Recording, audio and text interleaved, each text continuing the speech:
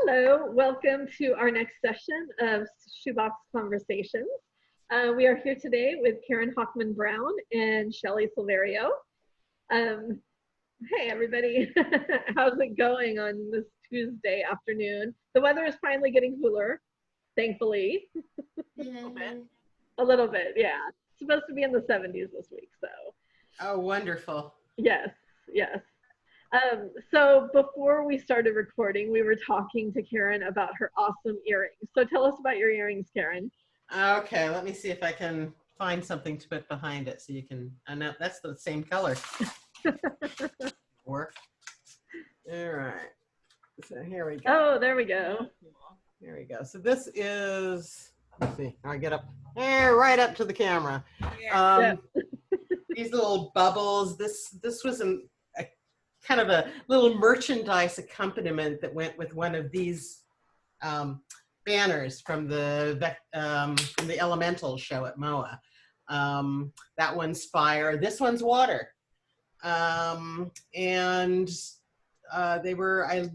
have a laser cutting machine, a laser writer, I think they call them.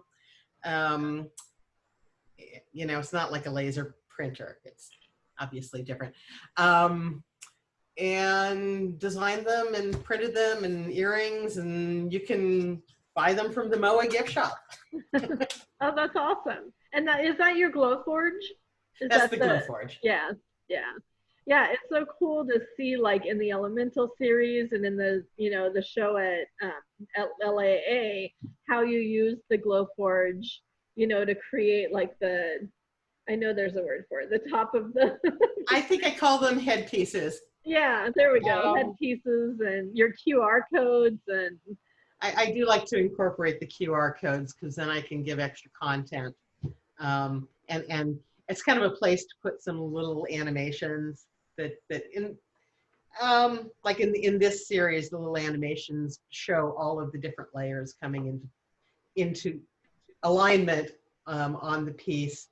And each of these little animations, the fire one kind of flamed into existence, and the air one sort of whooshed into with pixels forming out of nothing. So just another way for me to extend the piece beyond what's physical. Definitely. One thing I was noticing when I was putting together slides for this talk is just the trajectory of your work. We've talked a little bit about that with some of the professionals that we've met with, and talking about, you know, that's what a lot of curators and gallerists look at is like the trajectory that your work takes, you know, throughout your career. And like you, I mean, it's really cool to see you experiment and play and, you know, find new ways of doing things, whether it's with the Glowforge or sewing or, you know, digitally or, you know, performance or, you know, interactive. And so you know, without like realizing it, you know, just seeing all of that come together in this slideshow, it's going to be exciting, you know, to talk about and for others to see too. You make me sound very ADD, and you might be right. That's okay. Is that a bad thing? Not at all. I think it's the missing key in my childhood diagnoses. There was that. Plus, I probably should have. I might have been more benefit if I had been pushed into avenues that boys got pushed into architecture, engineering, something that used my love of math and art together. Yeah. Yeah. I wasn't pushed in that direction, so that's not what happened. So the art thing took over. Happy. Yep, exactly. So let's go ahead and look at some of the work that I have on the screen.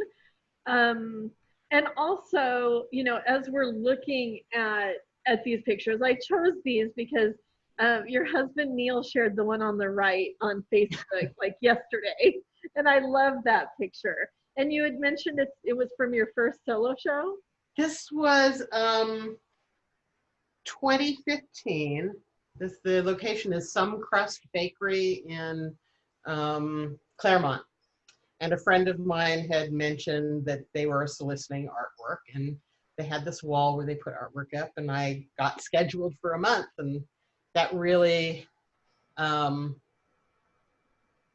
was the first one. I think every piece in this that I had here, I had printed specifically for this. Some of these pieces ended up going into the 2016 show at the Arboretum, which was my first kind of, you know, this was a retail establishment show. That was my first kind of gallery show with the Arboretum, but this was the prelude to that. So cool. And we'll talk about actually this work and a little more about the Arboretum and your Metro project in a couple minutes. Sure. Sure. And then the picture on the left is kind of a more recent, like, installation / performance, interactive work that happened just a couple months ago during the pandemic. Tell us about that. Yeah, this the piece in the background is called Malibu Sunday, and it was part of my Anonymous at the Beach show at Tag Gallery last summer, about a year ago. Well, a little more than a year ago. This piece, the idea was that I was taking pictures at the opening of people in front of this giant, printed like a billboard on vinyl artwork with their faces masked, a little prescient.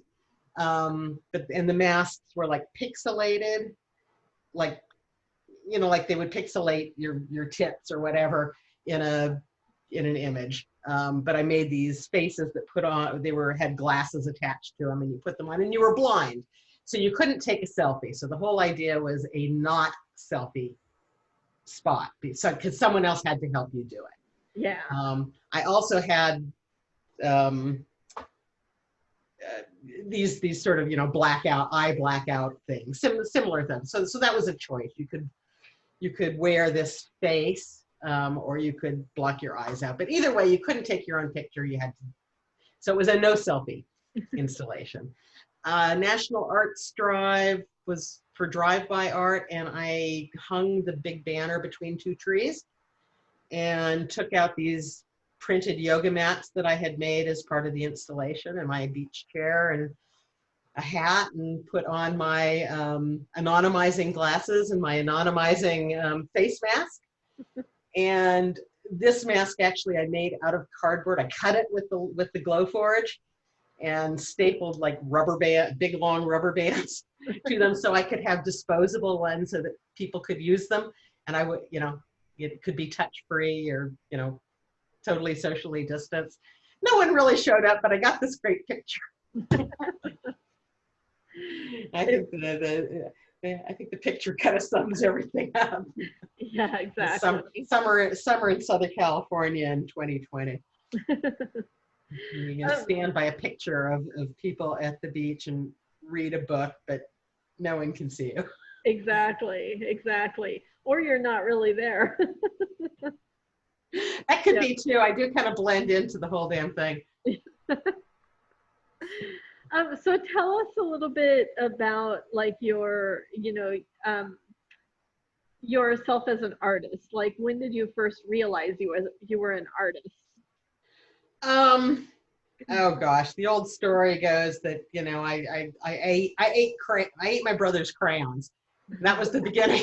It's probably about 2. I was always doing art things, and I had a closet full of projects. My grandmother would take me to the Santa Barbara Art Museum, sign me up for classes there. She and her husband owned a store in El Paseo, and there was a local cartoonist who had summer kind of, I don't know, you call them like a seminar, but for kids, how to draw this and that. So there were sort of art classes as a kid. The school I went to had a full-time art teacher who was a professional artist herself, and we were doing oil painting and pen and ink drawings. It was very much art, not craft. Though I did take many craft classes. So I used to say I could do pretty much any craft there is, except glass blowing. I worked with leaded glass. I worked with fiber arts, weaving, sewing, kind of mainly the softer arts, but ceramics. I studied ceramics in college and have actually recently taken some other classes more recreationally. Working in college was mainly hand formed stuff. I got a credential, Pitzer College. I got a bachelor's in art, and I was doing mainly pencil and watercolor after I got fed up with the ceramic department. It was not a BFA program. It was a very liberal arts education, and I had art classes, and my supervisor for the show ended up being a professor at Pomona College, and I went to Pitzer College. So Pitzer's got some pretty loose stuff going. So I feel a little deficient in the art history background. And beyond doing that sort of thing, I'd like to think I'm pretty much self-taught, particularly when it gets to the computer stuff. What else? I got my teaching credential in art. Decided I do not have the personality to be a teacher. I'm too impatient, and students are not quick, and I am. So teaching was not the right thing for me. I had my own children. I continued with art stuff. I ran the store at the kids' school. It was a Waldorf school, and I created hats and capes and wands and taught doll making workshops and all sorts of crafty things during their tenure at that school. And all through the time, as computers were getting a little bit more sophisticated, I was doing graphic design for basically for the nonprofits that I'm part of, my synagogue, the Waldorf school. It started with the kids' nursery school, where I took their mimeograph newsletter and said, ha ha ha, I can do better than that with my thing here called PageMaker. I probably did that first at the synagogue with the sisterhood. And then, so the computer and my art have kind of gone hand in hand. About 1999 was when I found, I think the graphics were really getting more advanced. And I keep looking over at the corner because that's where you are on my screen here. I think I'm gonna move you on my screen and then I'll look more at the camera. There we go. And I found a couple of programs that were modular graphic synthesizers. So they would take information from different sources, one of them taking mainly from mathematical formulas, the other one taking mainly from images, and we're able to warp them like a musical synthesizer warps your riff. So my riff is this thing. Anyway, the computer and it just like, and I loved it, and it was play, and it was puzzles, and little bits of minutia that I could focus on to get things balanced perfectly correctly. And the computer has an undo function, so I can experiment and keep trying until I get it right. And I love that about the computer. Does that bring you up to speed? Yeah, no, that's awesome. I think it's interesting that you kind of mentioned this ADD thing, and I don't so much see it as that as much as you have this really wonderful way of always searching to explore and play.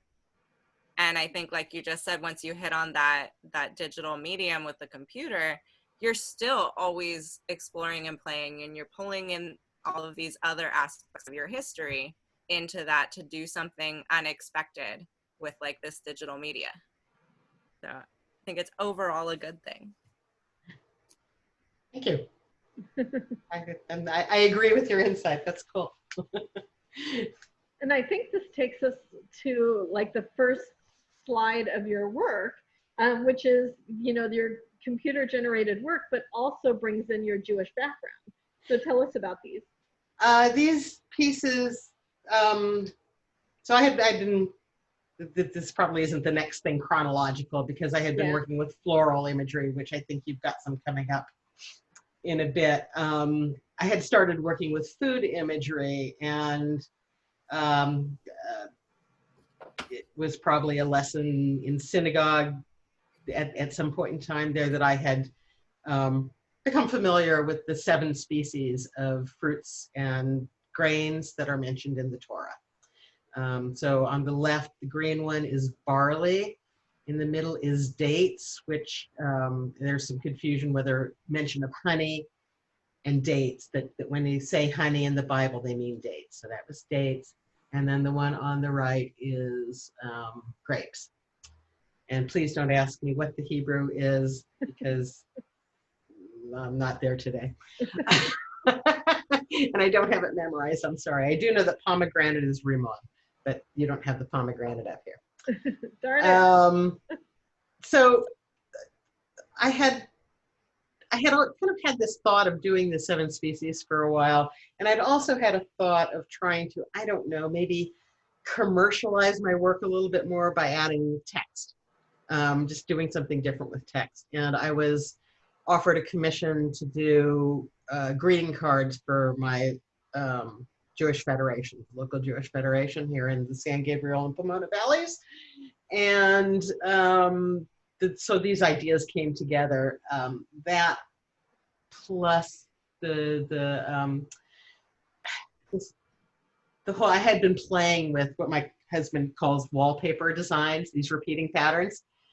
So I kind of incorporated these different things into these fundraising greeting cards. So the Jewish Federation of San Gabriel, of the Greater San Gabriel and Pomona Valleys. If you like these, you can purchase cards from them and help them raise funds. There we go. Private message me and I'll give you a link. So I do have, I think this is probably, I should have put this before, but you know, your chronologically, yes. Yeah. So tell us, you know, what we're looking at. The picture on the left is a Chinese fringe flower. I took the picture in a private garden in Montecito. I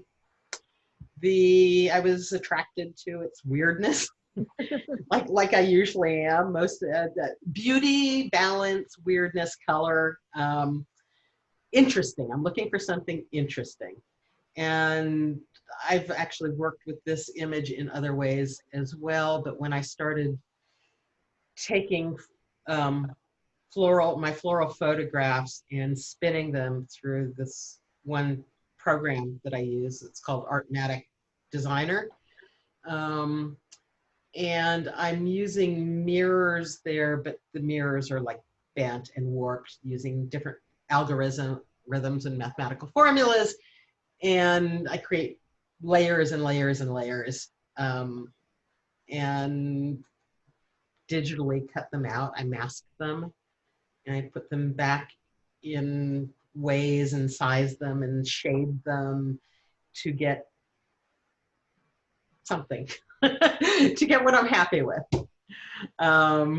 Again, balance, color, beauty, interesting. And you can, yeah, I mean, just the detail and the intricacy and the, you know, I keep like looking at the one on the right and trying to find elements from the one on the left. And, you know, you can, there's a few places there, but, you know, you really do abstract it and deconstruct it and reconstruct it, you know, in this, in this beautiful way. It really is a beautiful, you know, beautiful piece. And all of this work, you know, these next two also, you know, you would never know where the original source material comes from. You might be able to figure flower, particularly the one on the left. The one on the left was one of the, actually this was probably the, one of the fourth pieces I did in this series, which now ranges well over 100. If you count, particularly if you count this 50 pieces in 50 days project I did. Yeah, yeah. But even without those, we're well over 100. Not all of them have seen the light of day. But this one, for the first year and a little bit more, I was adding dots on top of the photograph. But then, which, kind of a little frosting on the cake. Yeah. So I was making these sort of really ooey gooey, rich confections. And this whole project, it started, I gave myself some rules. I mean, I had this one piece and I liked how it worked, so I used that to make rules to continue forward. I was everything needed to be 6-pointed stars because I was coming out of my Judaic work and was very, very active with my synagogue and my community, and keeping the Judaic artwork was important at that point in time. So everything was 6-pointed. Everything was going to have the actual flower that I took the image from in it, because the first one was magnolia, and I had the magnolia pod without any altering going on in that. This one the flower is a dombea, and it looks like a big puff ball of pink. And I had that sitting where that kind of dish in the center is, and I hated it, and that's when I changed that rule. But then everything was going to have these dots up. So for a while I kept to the rules, and then of course, like I always do, I am able to transcend the rules once I know my direction and keep what I need and throw away what I don't. We're artists, that's what we do. Yeah. So the dots kind of went by the wayside when I tried to figure out what to call my art. Because if it doesn't have dots on it, everything in there is from a photograph, and I can label it as photography. So that was sort of the logic thing. So I started making dots out of pieces of the photographs. I'd take a circle and I'd move it, and that would be a dot, but it would be a dot that was made from photograph. So like I said, rules, bending rules. This is another part of what I like to do. Yep. The piece on the right was it's called Nano Art. I don't know what year it was, but this guy, oh gosh, I can't remember his name, does an international call for nano art, and he posts these either micro or macro black and white images to do your thing to, and then submit. And one year I did 3 of them, and this was it. I think I call it Nano Bug City, but I don't remember what the original thing was. I know that one was kind of dragon-like, and that was from the Draco system. That was a macro photography. This one was a micro, and I hand colored it all because of course it was black and white, and it's interesting. But these 3 pieces are totally an anomaly to everything else, because one, it wasn't my work. 2, it was all hand tinted. But they're interesting. It's certainly, I think one thing this one taught me was all that beveling that happens, that green beveling around the kind of bees things, and molding how the circle behind the biggest mandala part of it looks. And I think I learned a lot on how to kind of create more shaping and more shading through this one. So it taught me things. Well, and I think this is a really good example of, you love jumping into things, and, and finding ways to do things, and, like we said, experimenting and playing, and that, you took their parameters and then you used your parameters, and, and this is what happened, and you learn stuff that helps you in your work today. And, that's what we're always trying to do. Good deal. Definitely.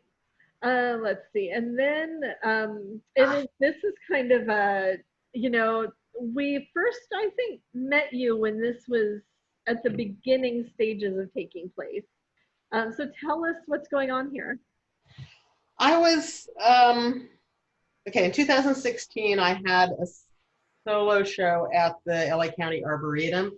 They had remodeled their library, and as part of it, they put up gallery rails so that they could use the library as a gallery as well. And I got to be the inaugural installation there, and that kind of was really was the beginning of it all, where I got any notice.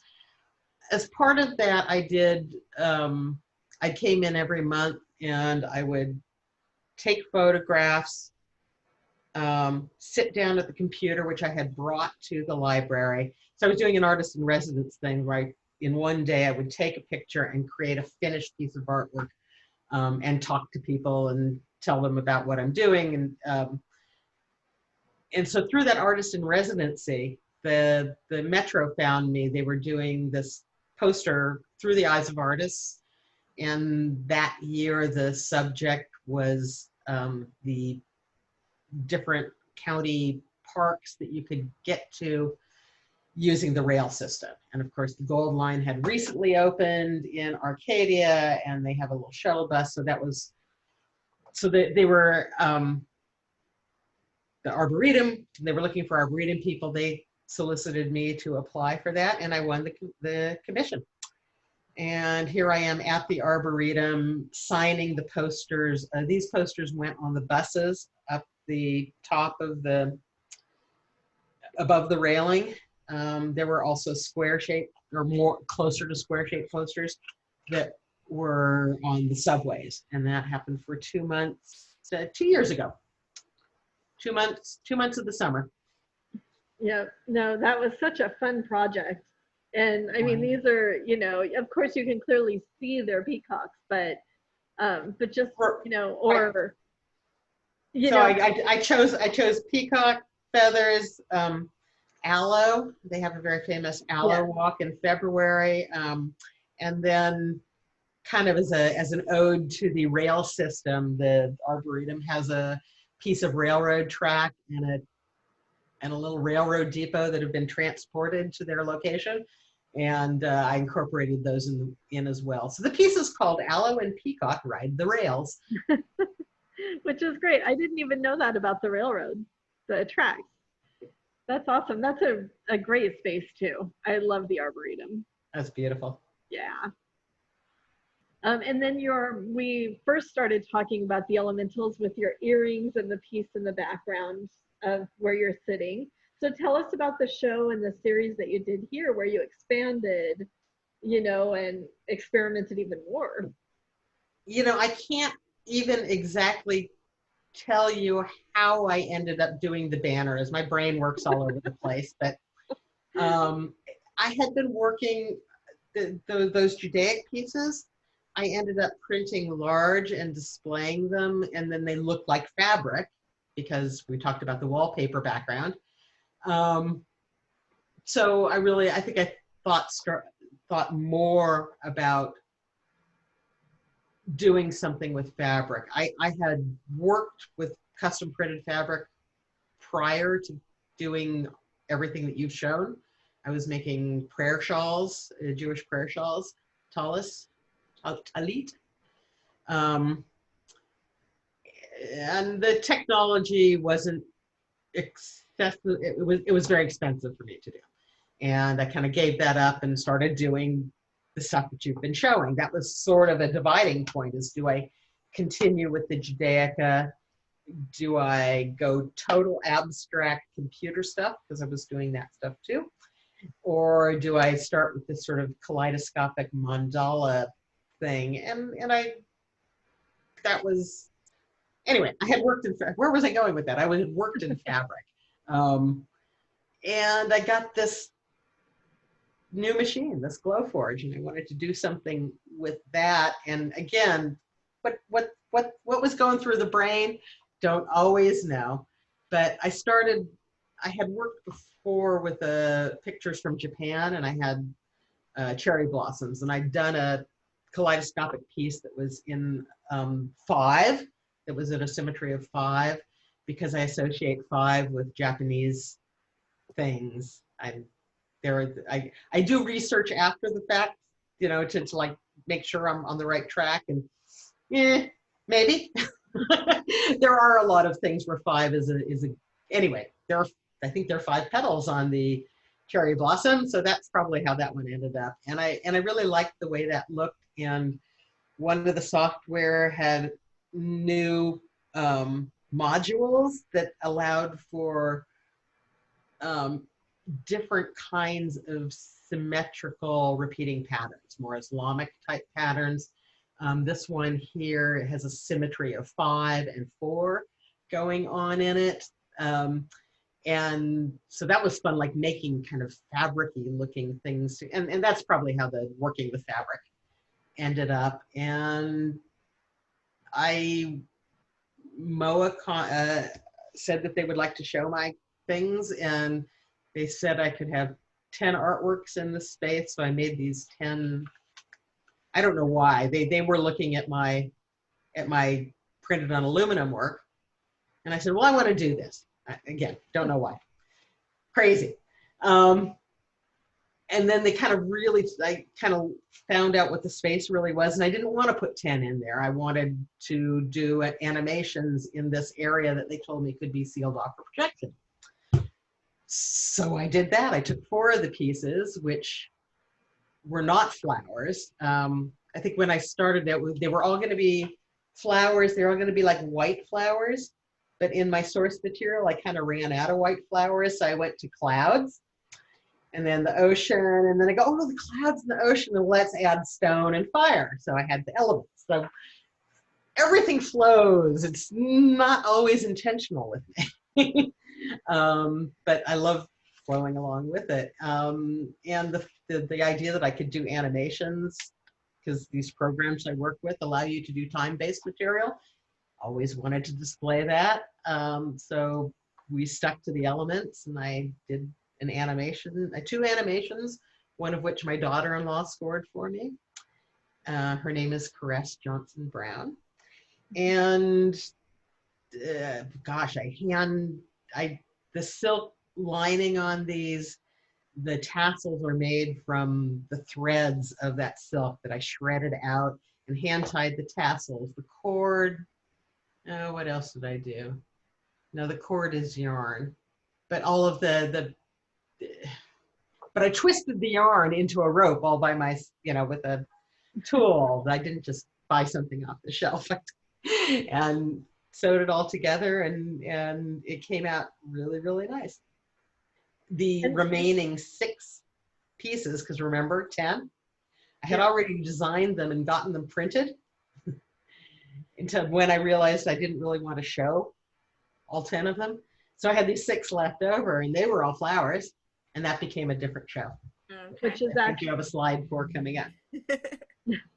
Speak of the devil. Yep. Here we go. The one on the very right, the red one, that is Sakura. That is the cherry blossom.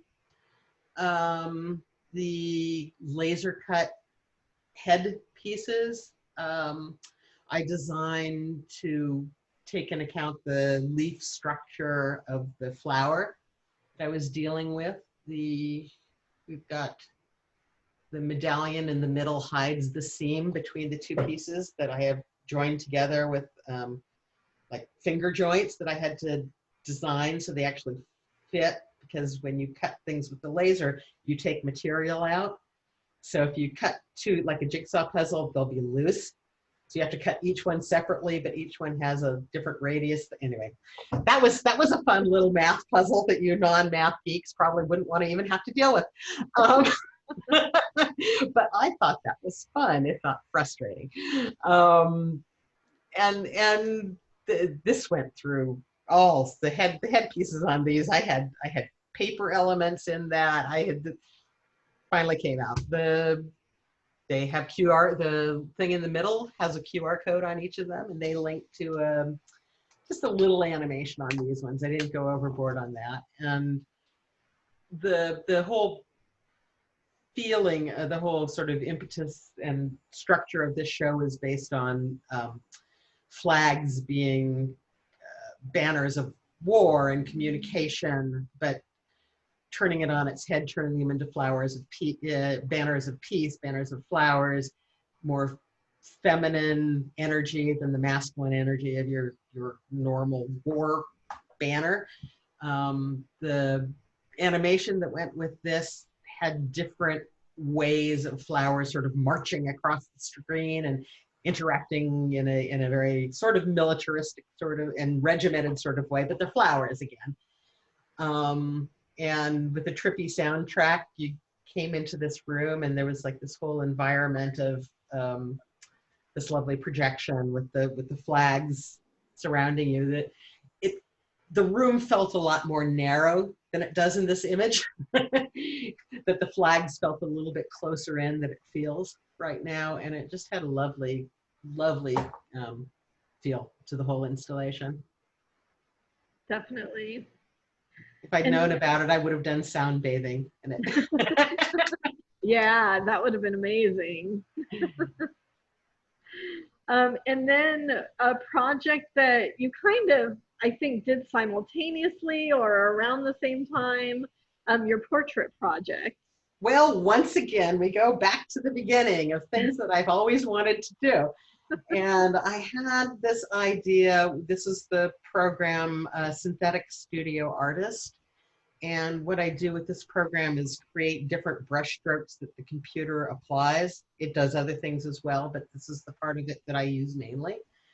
And back in the day when the program was younger, I was gonna do pop-up things in parks and kind of like a photo booth, but you would get your photo taken and out would come not a photo, but a photo that had been a piece of artwork, a portrait of you done by me inside the booth or at the picnic table or whatever, doing this piece with my printer there and my lights and my camera and my computer and you and your money.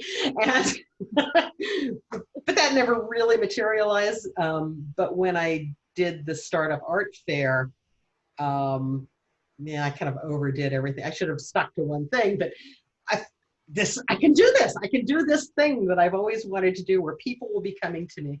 I can process their images and create artwork. And that's what I did. And I did it again in San Francisco a few months after that one. And I may have gotten it out of my system. You never know. Yeah, sometimes we just have to play. And you know, it was very fun to do. And again, educational, part of the education is I may be done with that. Yeah, exactly. So this was one of your last solo shows was Anonymous at the Beach at Tag Gallery. And of course we saw the the vinyl piece in the very first slide. So tell us about the show and kind of the idea of Anonymous at the Beach. Of course, so you can see the display of the different faces, and I made them, of course, gender neutral and assorted skin tones. And if I, which was really, I thought was very nice to give some variety there. So I grew up in Santa Barbara. I wasn't a total beach rat because it's always a pain in the butt to get to the ocean and then to get back. And we lived like 3 miles from the beach, or maybe it was only 1 mile, but it was, it was a schlep. You had to pack up the car and you had to get mom to take you and all that crap. And I rode horses, so whenever I could take the horse to the beach, but I didn't, but I love the beach and I love watching people at the beach, and I love body surfing and the umbrellas and the colorfulness of it and the peace of it, and I see it as a peaceful place because I don't like going to the beaches that are busy. I like going to the more secluded, quiet Santa Barbara beaches, to walk along the sand rather than to play with the people or even to do boating. I'm not much of a boating person. I have been collecting imagery of people on the beach and of umbrellas ever since I did a piece of artwork in grad school. And that was a watercolor, and we were supposed to do 100 people, and I loved the umbrellas, and so I took pictures from National Geographic and all sorts of places, and did watercolor people at the beach. And that's been a theme that's gone through at least my brain, if not actually my work, all the time. And I started doing, kind of hard to go into the whole thing. My dad was an amateur photographer, and he was the family photographer. And he had this project that we were trying to do together where we would get everybody out in the same place and take the image in different places and then cut them out and take the background and make basically collages on popsicle sticks or something, so that there was dimension to them. And neither of us were good with an X-Acto knife or scissors at the time. And the project really kind of never went anywhere, but I always liked that idea of taking, which is kind of what I did with the watercolor. It was a watercolor collage. I took imagery from other places and plopped it down on paper in a different way. And I started collecting photographs of people at the beach and of umbrellas. And this was kind of has been that, and flowers, and just things of beauty, beautiful sunsets, which we'll see a little bit later. And taking the images and doing this painting treatment to them, and then putting them together with backgrounds. So this whole show has been developing from years and years and years ago, and I created 2 pieces that were in it, I don't know, 8 years ago. And when I started thinking about my show at TAG, I started adding more to that one. I was, for some reason, I don't know, I could have very easily continued on with my kaleidoscopic work to show, but this was sort of my chance to have a solo show and put out this work that I've kind of wanted to do for a while without anybody telling me I could or couldn't. And I was having, and got this. So there again too, this is kind of a whole piece unto itself, even though it's been growing for years and years and years. It feels like an anomaly when you look at, say, at my website. It's like, how did this end up in the middle of all of it? It all feels natural to me, but I understand that if my kaleidoscopic work and this were in a group show, you'd think it was 2 people. And it's I don't know, I could see a through line. Well, you can, but you know me well. It's the love of technology. It's all the love of technology. Yeah, exactly. The bottom left one is a still from an animation I did. I went out to Venice. It was, I had one animation that I was doing, but I really felt like I needed something kind of different. So 3 weeks before the show opened, I went out to Venice Beach with my tripod and camera, and I took footage of people bicycling and walking on the bike path. And the thing in the back is a lifeguard station with a red beach patrol truck. And I kept wanting to, oh God, he came into the thing, and then he wouldn't leave. He would not leave. So I ended up doing a lot of cutting and stuff, but I had to film so much to get him to leave, and boats go across, and birds fly across, and there's an airplane, and it was, and the soundtrack of that was what I heard behind me, which includes some rough language if you really listen. Because there's Venice Beach, and they're right by the parking lot. Oh, funny. So I think moving on, kind of something else that you've done recently is collaborate. And this is part of Create and Collaborate with MOAH. And you worked with Anne-Marie Rousseau. How was this different? How was it working, in a collaboration with somebody?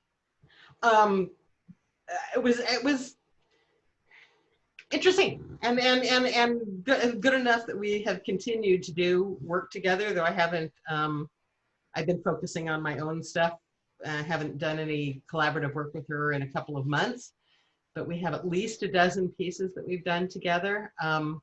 I really admired her work, and particularly the series of the piece that this came from. That I had met her at the Kipaipai seminar in Hawaii 2 years ago, and I liked her work beforehand, and we got to know each other better there. And when it came to collaboration, I was so delighted that I was able to spin her work with my techniques. Working with her after that, she's kind of gotten me to move away from the intense kaleidoscopic form, so that you can see that there's that area. There are different symmetries going on there, and I've incorporated that. You'll see later how different symmetries other than the in the round are coming into play in my work. So that I did in the two call and responses that I did through Shoebox. I collaborated with people, and I started kind of working with photographs, but not and photo collage, but not necessarily in a kaleidoscopic manner as strongly. But kind of got me back into some of the earlier, more sort of just photo collage work that I had done, but now incorporating symmetries in different ways. So working with other people has totally sparked me to do all sorts of, to go in all sorts of different ways. Is the next one the last one, or is there? I think the next one is COVID. Yeah. Oh, now for something completely different. Yes. Again, the Studio Artist program, one of the brushes that it lets you do is play with text. So the text I worked with was COVID-19, and there's the American flag, and was the image that I was working with to play with the text.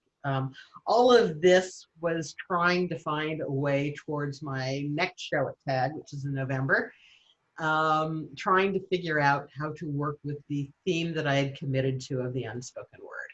So working with text was a way I thought I was going to be going, and we were in COVID, and I had a challenge. I was part of a 30-day, 30 artwork pandemic. I don't remember what it's called. Some COVID, what was it called? Some 30-day challenge or 30-day art challenge? 30-day art quarantine.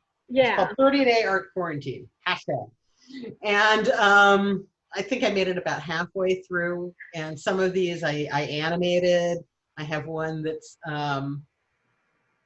I don't even remember exactly what it says, but it was a roll of toilet paper in words, and the toilet, and as it rolled, it let out toilet paper, or it sucked up toilet paper, and that had some message to it also. And by the time I'd gotten a bunch of these, I thought that nobody, comes November, October, nobody's going to want to see this. I don't want to still be working with COVID stuff. It wasn't working out the way I wanted it to. So I started doing more collaborations. And the kind of the last kind of collaborative thing I did was this project called Telephone. Oh, yeah. And the piece that I got to work with, I'm not supposed to tell you what I got or what my message is or what my piece is, but one of the pieces that you're not showing was my response to that, where I am to interpret, and they need more people. If you're out there and you want to do it, PM me and I'll give you the information. A message started at the beginning, and it has gone through hundreds of people and all around the globe several different times. My artwork was created in Berlin, and it's probably going off to someplace in Zanzibar. Who knows? They're trying to throw it around the world. They have interpreted the message the person before them interpreted with visual or poetry or some art response, and then you are to take that message and relay it. And the pieces that I'm going to show in November are a direct result of that. What I submitted for the telephone collaborative project. We can't wait to see those. But in the meantime, you have been working on this brand new series. Yes. And here I'm taking two of my favorite things is dynamic sky events and flowers, and combining them in there's the main aspect of these is a bilateral symmetry, but there's oh so much else going on, and layers, and just finding that it's hard to make something that's not inspirational when you're working with dynamic sky events. Yeah. They're so inspirational, they're so beautiful, they're so dynamic, and just like the weather associated with each sky pattern, they each have their own energies. Obviously the two that you have selected here are nothing energetically like each other. No. The one on the right leaves me triumphant and fearful, and there's all sorts of stuff going on in that one that's beautiful in a terrifying way, and other things. You can see whatever you want in it. The one on the left, I want to breathe all day long. I just want to. It's light, and it's it sings. It sings a much different tune than the other one does. Definitely. I really love how you brought, different elements. I mean, and like you said, different emotions and different feelings to each piece. I can't wait to see more that you do. But there again, even with the kaleidoscopic work, everything has its heart in the photograph. Now, granted, I'm the one who took the photograph, and I'm the one that chose the photograph, and chose how to put them all together. But I take a lot of direction with the material that I'm working with. I guess we all do as artists. This is what can that material do, and that sky was beautiful and blue and inspirational with lenticular clouds, and oh my God, and the air was cold, and breathing was brisk, and and that all kind of comes through. Yeah. In the piece. The one on the right is actually a sunrise at Tel Aviv. The one on the left was taken in Patagonia. So this has actually also been a way for me to, I'm not getting out there getting my own pictures much anymore today. So, so going back into the archives and, reliving some of the travels. It's like, oh yeah, I remember the boat ride we were on when I took that one. And I remember at Tel Aviv that we had flown in the night before, and everybody else was still in the hotel room, and I was antsy, and I walked across the street to the Mediterranean and saw all the feral cats and took pictures of this dynamic sunrise. And so I get to, but that's the thing with photographs. The photographs are memories, certainly for me. And so they tell my story to me, and I think hopefully I'm able to parlay some of that into what the viewer sees. Definitely, definitely. I'm going to take us back to the three of us again. Oh, good. Yeah, we blew that 15 to 20 minutes on the first slide. I know, that's okay. Thank you for hanging in with us. Exactly. Let's see, we should tell a secret. And that way, ask people, hey, what's the answer? Quiz everyone. Yeah. You know, what inspiration or what would you tell artists that are working today during COVID, during the pandemic, you know, to Oh my God, you're an artist. That's your saving grace. It's what's going to save your sanity. Keep it up. Yep, that is very true. And plus, you know, we're used to like working alone at home. And Well, yeah, there's that. so it makes it Like I own this floor in my house, and my husband owns. yeah, but at least you also own outside, don't you? I mean, Yes, we do. yeah, we have lovely outside as well. yeah, yeah. But the you know, to say to artists during this, just keep it up. That's what's going to keep you sane. Exactly, exactly. Thank you so much, Karen. You Oh, know, you're it was welcome. wonderful, like I said, looking at the whole trajectory, or not the whole, because I mean, I could have included other work. Oh, you're so funny. We could have talked about your, you know, I mean, the merchandising that you do. I mean, yeah, there's so much that we could have talked about, but Some other day, some yes, other day. exactly. Well, thank you so much. Lovely talking to you both, and all of you out there in Zoom, Facebook land, whatever. Yep, yep. All righty, keep on working, experimenting, playing, and look forward to seeing what you do next. Thank you so much. You're welcome. Bye-bye. We'll see you later.